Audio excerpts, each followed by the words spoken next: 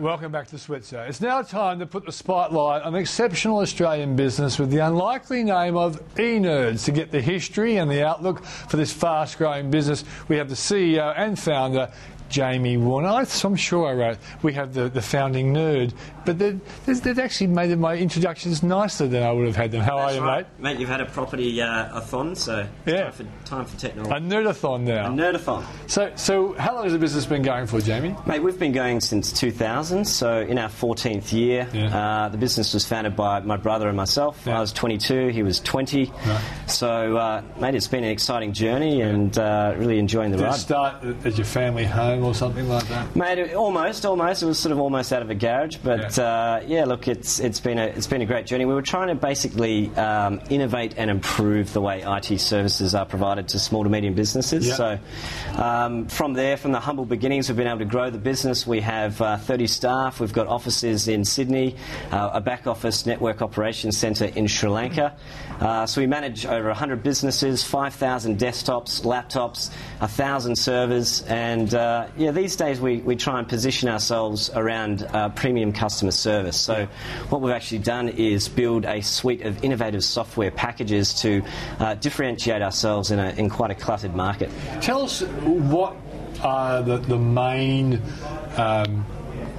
customer requirements that you guys satisfy? Look, the main thing is to provide ongoing management and support for their IT infrastructure.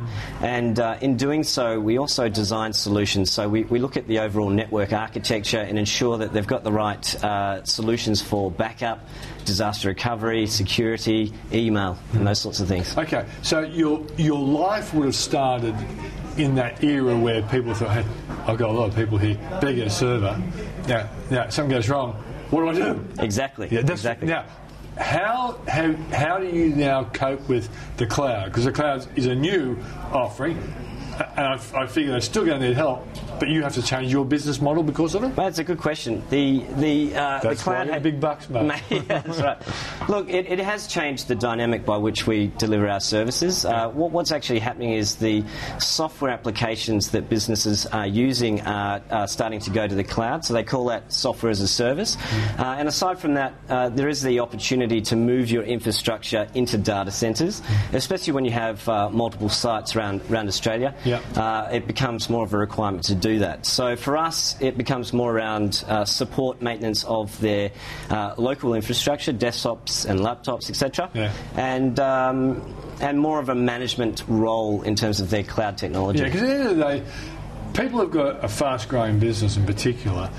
They don't want to worry about the internet, the computers, and all the staff just wants to come in, turn it on, check their emails, and they don't want problems. No, they don't. And that must have been a fantastic opportunity, because 10 years ago there were problems everywhere as people grew their business, weren't there? No, that's exactly right. But I suppose the way we see it is business owners like to do what they do. They want to focus on what they do best, and certainly IT is generally not what they do best. So, they still need partners to provide that ongoing support and maintenance of their local infrastructure, and, they need someone to help them get to the cloud and pick the right solution and set it up and make sure it's working for them. Right. The name eNerds has got enormous cut through. It basically tells people what you do.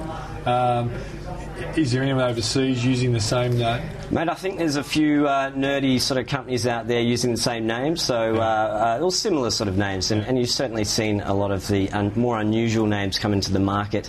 But where we differentiate is that we are focused more on business. So, as I said before, 20 to 500 seats. A lot of the other funny names tend to be focused around the small home office and so on. Yeah. Okay. So, what are the big challenges for the business going forward then? Look, the challenges for us is around growth. Look, we want to be a brand that small businesses recognise as a leader in IT support for them, and for us to do that, it really means national expansion. So our head office is in Sydney, so we're currently investigating ways to expand around Australia, Sydney, Brisbane, Melbourne, and so we're looking at acquisition, we're looking at organic growth and those sorts of things. So that's probably the biggest challenge to achieve where we're trying to get to. Are there lots of, and I presume there are, like suburban competitors to you who focus on their local area, and they've got enough to maybe look after themselves and a couple of employees, that you'd like to basically coagulate into your operation Correct. Rebrand them and all that sort of That's stuff. exactly right. Like it's professional services, and like legal or accounting firms, inevitably you have a technician running the business and they accumulate clients because they're good at what they do. But I think that our industry is definitely ripe for a consolidation play. It's already happening in the market with the bigger players. So there's a lot of players out there, and I think as the smaller ones try and compete against the larger competitors, you need to almost join forces with others to have cut through and be successful. Opportunities? Look, opportunities, just a huge market for us, I have to say. I mean, there's every business needs technology, everyone needs support, and I think that the sky's the limit as long as you can get your model right. Yeah, okay. So you're an entrepreneur. Did you find it hard getting money in the old days? Mate, in the old days, I was 22, so quite frankly didn't need a lot of money at that time. But nice way to start a business. Yeah, that's right. So we probably got it going for about 10 grand, to be honest. Yeah. It was really just sort of grit and determination that enabled us to get where we are and get out there, speak to businesses and start selling. So you grew off cash flow? Mate, we grew, off cash flow, exactly right, yeah. And the Entrepreneurs Organisation, when did you join and what impact has it had on the growth of your business? Look, I joined in 2009 and I've been on the board of the Sydney chapter since 2012. And for me, look, it was all about meeting like-minded people, but more importantly, it was about learning and growth. So I wanted to be around other business owners and learn from them, and also learn from the speakers that we get in EO who are thought leaders in their space, but not necessarily always about business, and take those gold nuggets and apply them to my business so it's successful. So, Question without notice. Can you remember someone who spoke and you thought, hell, I didn't think about that. I'm going to apply that to my business? Exactly. I remember a guy called Cameron Herold. He was part of growing 1-800-GOT-JUNK out of Canada. So he came to Sydney and he spoke to us about... So there's a business, 1-800-GOT-JUNK. Exactly. Yeah, I remember that business, yeah. So, look, plenty of gold nuggets from what he had to say in regards to hiring and firing and how to really grow your business around a painted picture. Fire quickly. Exactly. He had his quadrants there. So you learn that kind of thing the hard way, don't you? Exactly.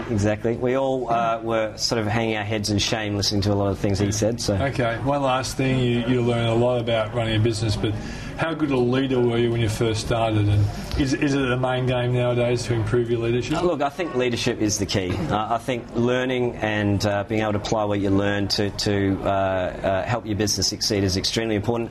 Where I was at 22, I mean, how can I say I was a great leader? I feel I'm improving, but you'd have to ask my staff, I suppose. Okay, fantastic, mate. Well, thanks for joining us on the program. Thanks for your time. eNerds.com.au? Correct, that's right. All right, mate. Thanks for joining us. Thanks, Peter. If you want to read my thoughts each morning at the close of Wall Street, check out my website, switzer.com.au. And if you have a self-managed super fund, have a look at the switzersuperreport.com.au. We have a 21 free-day trial there. If you have any questions for me or my guests, email them to switzer@skynews.com.au. I'm Peter Switzer. Thanks for watching me. I'll see you next week.